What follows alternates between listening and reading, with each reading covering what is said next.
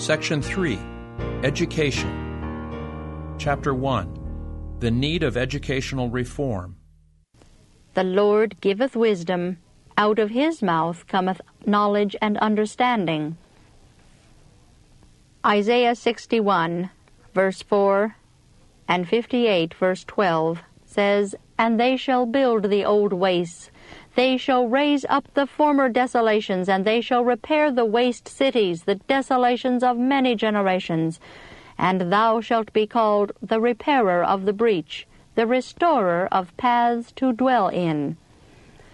These words of inspiration present before believers in present truth the work that should now be done in the education of our children and youth. When the truth for these last days came to the world in the proclamation of the first, second, and third angels' messages, we were shown that in the education of our children a different order of things must be brought in. But it has taken much time to understand what changes should be made. Our work is reformatory, and it is the purpose of God that through the excellence of the work done in our educational institutions, the attention of the people shall be called to the last great effort to save the perishing. In our schools, the standard of education must not be lowered. It must be lifted higher and still higher, far above where it now stands. But the education given must not be confined to a knowledge of textbooks merely. The study of textbooks alone cannot afford students the discipline they need, nor can it impart true wisdom. The object of our schools is to provide places where the younger members of the Lord's family may be trained according to His plan of growth and development. Satan has used the most ingenious methods to weave his plans and principles into the systems of education, and thus gain a stronghold on the minds of the children and youth. It is the work of the true educator to thwart his devices.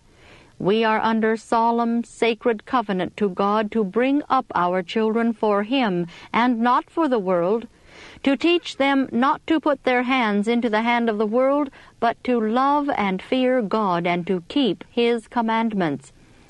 They should be impressed with the thought that they are formed in the image of their Creator, and that Christ is the pattern after which they are to be fashioned.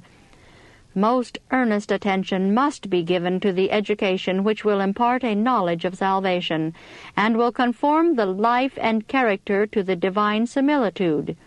It is the love of God, the purity of soul woven into the life like threads of gold, that is of true worth. The height man may thus reach has not been fully realized. For the accomplishment of this work, a broad foundation must be laid. A new purpose must be brought in and find place, and students must be aided in applying Bible principles in all they do.